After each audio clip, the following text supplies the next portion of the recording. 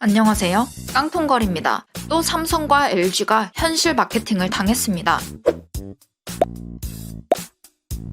12월 11일 호주 남성 3명이 빅토리아주 남동쪽 바다에서 익사할 뻔했는데 삼성 휴대폰 때문에 살았습니다. 이 남성들은 밤낚시를 하기 위해 배를 타고 바다에 나가 낚싯대를 띄웠습니다. 그런데 낚싯대가 엉켰고 세 남성은 엉킨 줄을 풀기 위해 한쪽으로 옹기종기 모였습니다. 결국 4.5m 길이 배가 무게중심이 쏠려 전복돼 버리고 말았습니다. 세 사람은 한밤중에 바다 한가운데서 뒤집어진 보트를 붙잡고 간신히 매달려 있었습니다. 그렇게 3시간 30분이나 매달려 있었죠. 그런데 대박 사건이 일어났습니다. 세 남성 중 한 사람의 바지 주머니에 있던 휴대폰에서 진동이 울렸습니다. 보트를 붙잡고 있었으니 당연히 바지도 물에 잠겼을 텐데 바닷물 속에서 휴대폰이 울린 겁니다. 해당 남성은 누군가가 메시지를 보냈고 알림 진동이 울렸다며 휴대폰이 작동됐다는 사실을 알아차리고 구조대에게 전화를 걸었다고 설명했습니다. 구조대는 세 사람을 모두 구조했습니다. 3시간 30분 동안 바닷물 속에 있고도 멀쩡한 휴대폰은 바로 삼성 스마트폰이었습니다. 이 기사를 접한 네티즌들은 극찬 댓글을 남겼습니다. 기사의 국뽕, 삼성뽕이 노골적으로 들어가 있으면서도 자랑스러운 건 어쩔 수 없다. 이것이 바로 삼성 클래스. 아이폰은 저런 경우가 없다. 아이폰이 먼저 익사하니까. 최고의 광고는 현실 광고. 2000년대만 해도 휴대폰이 물에 빠지면 어떻게 드라이기로 말려서 살릴 수 있지만 바닷물에 빠지면 가망이 없다는 게 학계의 정설이었습니다. 제 친구들 중에도 놀러 갔다가 바닷물에 휴대폰 빠뜨려 사망 선고 받은 경우가 여럿 있었죠. 하지만 삼성은 예외인가 봅니다. 지난 9월에도 또 호주 부부가 바닷물에 빠졌다가 바닷물에 젖은 갤럭시 S10으로 전화와 문자를 보내 구조를 요청했고 GPS로 위치를 전송하기까지 했습니다. 당연히 이 부부는 구조됐죠. 삼성의 현실 광고는 여기서 끝이 아닙니다. 삼성이 하다하다 총알도 막은 사건이 있었습니다. 2015년 11월 프랑스 파리 시내 7곳에서 동시에 테러와 인질극이 발생했습니다. IS가 일으킨 무차별 총격과 자살폭탄 테러로 시민 127명이 숨지는 사가 발생했죠. 이 당시 프랑스 한 남성은 파리 북동쪽 외곽에 있는 경기장 주변을 걷다가 폭탄 파편을 맞았습니다. 그런데 오른쪽 방향에서 파편이 날아왔고 남자의 몸을 관통하기 전에 자켓 안쪽 주머니를 관통했습니다. 마침 주머니에 있던 삼성 갤럭시 S6 엣지가 충격을 그대로 흡수했고 남성은 약간의 출혈 이외에 크게 다치지는 않았습니다. 이 당시 남성은 외신과의 인터뷰에서 삼성 휴대폰이 없었다면 자신의 몸은 산산조각 났을 것이라며 안도했습니다. 이후 남성은 자신의 SNS에 해시태그를 달 정도로 삼성 홍보대사가 됐습니다. 삼성 때문에 산 사람이 또 있습니다.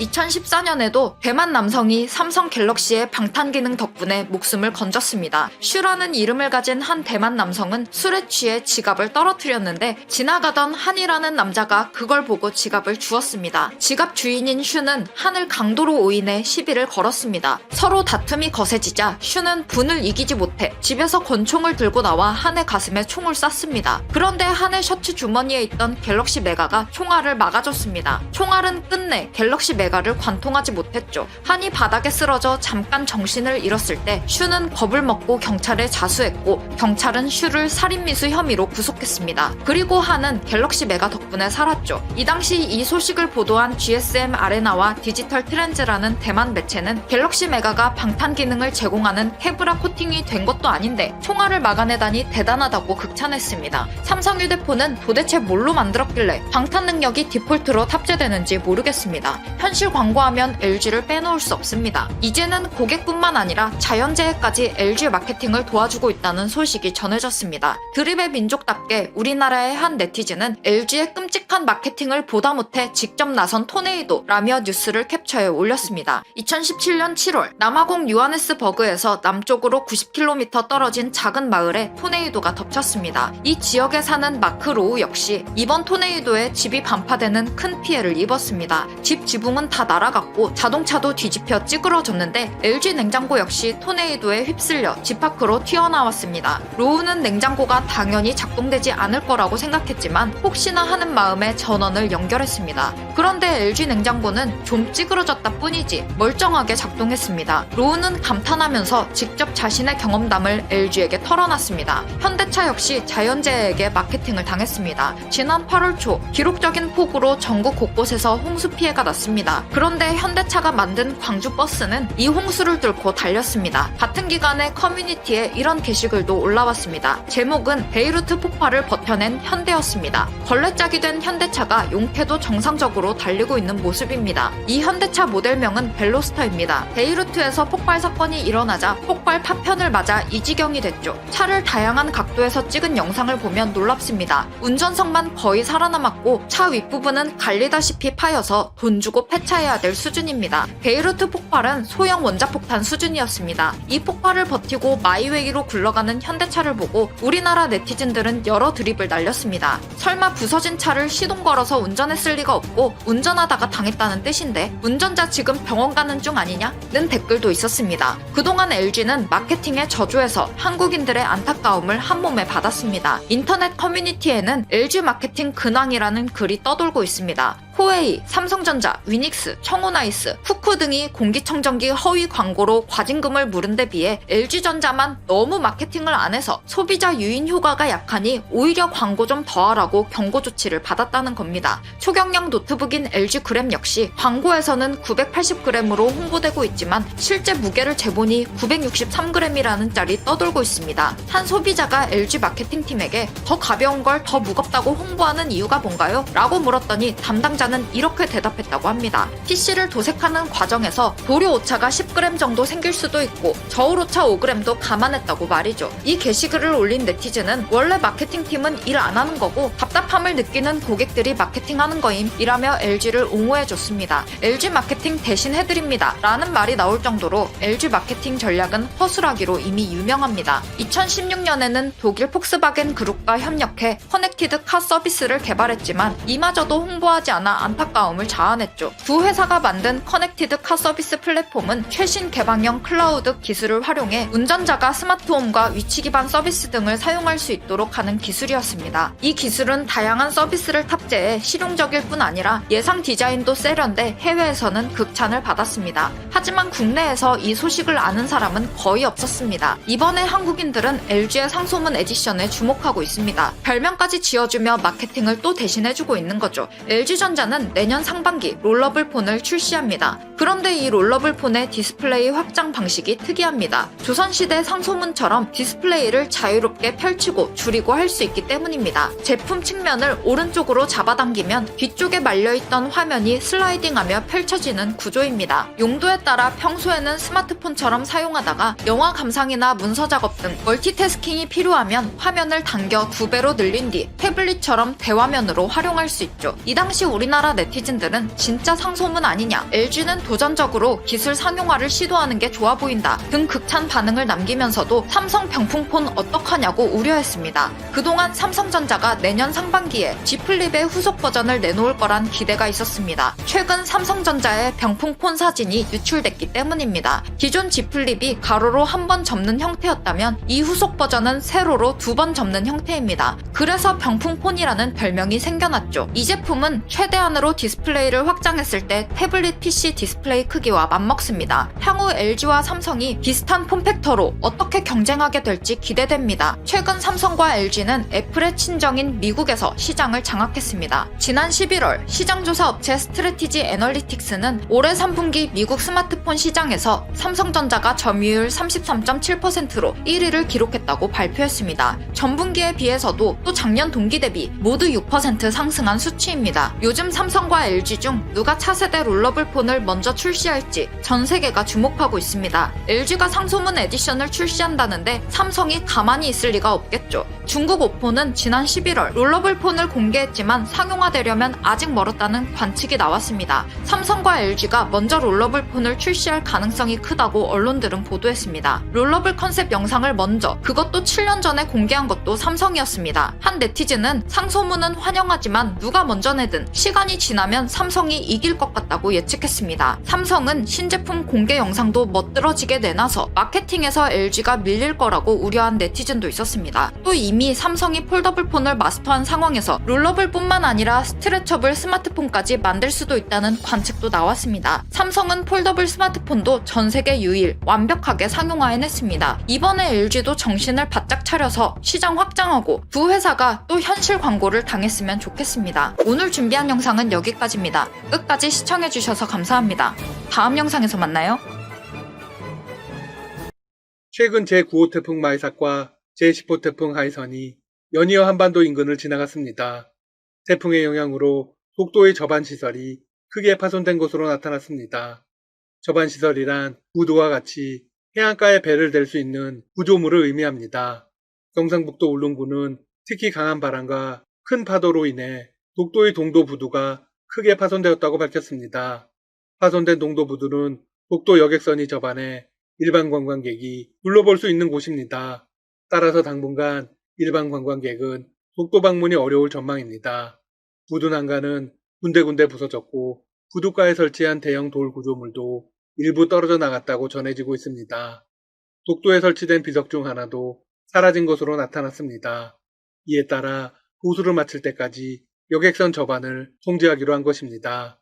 다만 독도 경비대 보급품 및 인원 교대에 사용하는 독도 평화호와 공사용 작업선에 대해서는 접안을 허용하기로 했습니다. 울릉군에 따르면 보수 공사에 상당한 시일이 걸릴 것으로 보입니다. 이번 접안시설 파손으로 여러 아쉬움이 터져나오고 있습니다. 독도의 대규모 방파제를 건설해야 한다는 목소리가 오래전부터 나오고 있습니다. 2016년 기사를 찾아봐도 계획만 세우고 실행을 하지 않아 혈세 수십억을 낭비했다는 기사들만 즐비합니다. 사실 검토가 된 건 이미 십수년이 넘었습니다. 정부 차원에서 진지하게 검토를 하기도 했습니다. 하지만 이명박 정부에서 건설 작업을 중단하기로 했습니다. 당시 독도 방파제와 더불어 독도 종합해양과학기지 건설 작업을 추진 중에 있었습니다. 두 시설을 건립하는 이유는 독도에 대한 치료적 지배 강화를 위해서였습니다. 방파제는 단순히 그 목적만은 아니었습니다. 독도 관광객이 안전하게 독도에 방문할 수 있도록 하기 위해서였습니다.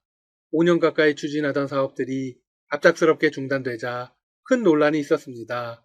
그러면 당시 정부는 왜 독도 시설물 건축을 중단했을까요? 독도는 영토로도 지켜져야 하지만 친환경적으로도 지켜져야 한다. 친환경적으로 지키려면 인공시설물을 건설하지 않는 게 바람직하다. 이것이 당시 정부의 공식 입장이었습니다. 차라리 일본의 눈치를 보는 것이라고 솔직하게 말하는 게 낫겠네요. 반전은 지금부터입니다. 당시 관계자들의 석연치 않은 해명은 여기서 끝이 아니었습니다. 당시 중단을 결정한 시점이 공교롭게도 이명박 대통령의 독도 방문 직후였습니다.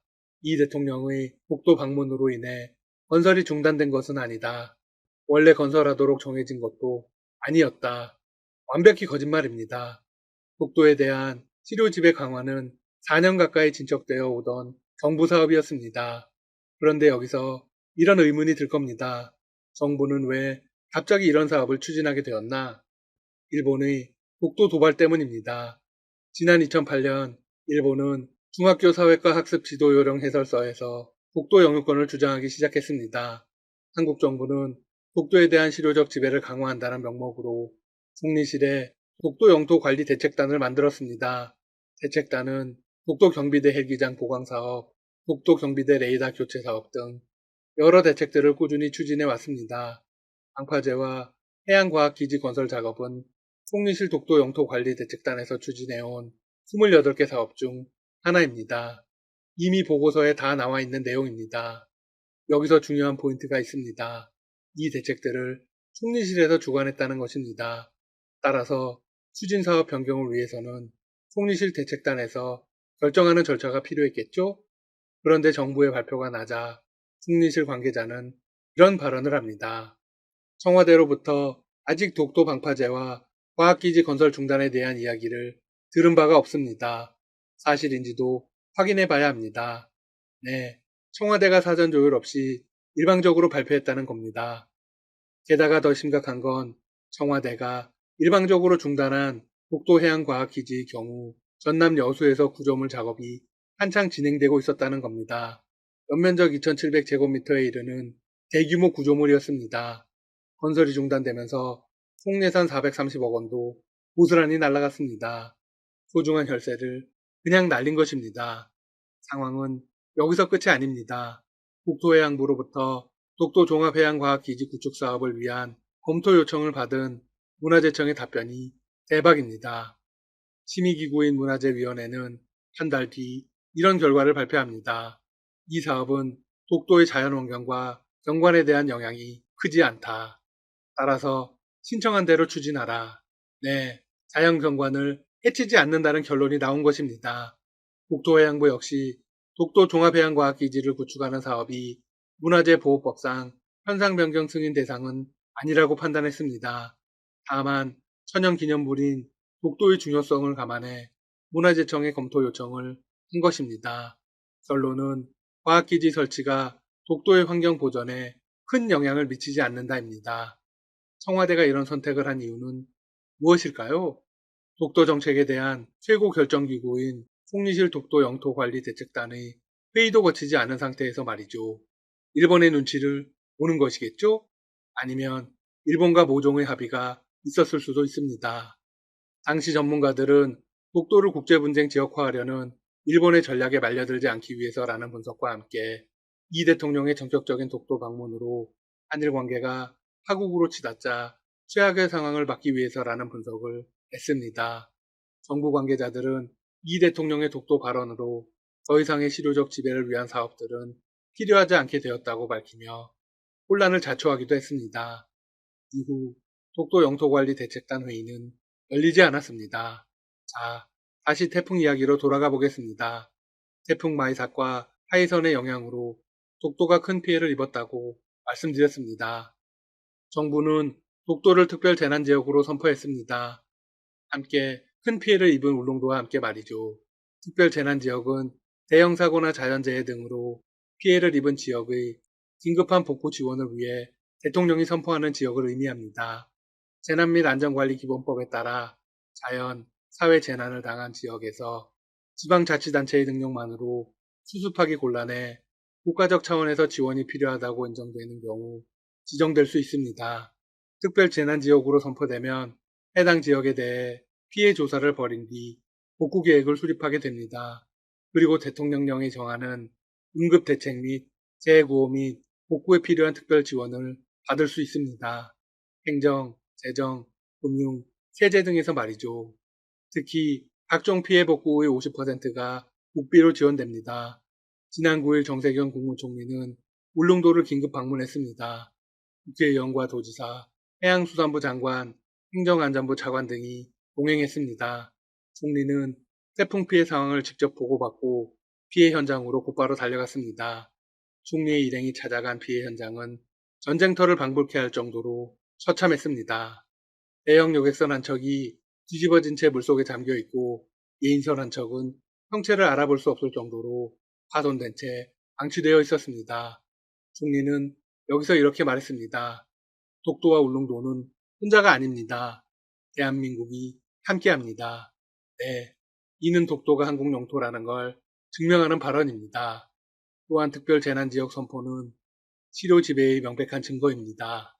총리는 법과 제도를 통해 신속하고 적극적으로 태풍 피해 복구에 최선을 다하겠다고 말했습니다. 태풍이 전화위복이 된 것일까요? 지금까지 닥터시사TV였습니다. 여러분 시청해주셔서 감사합니다. 구독과 좋아요 부탁드립니다.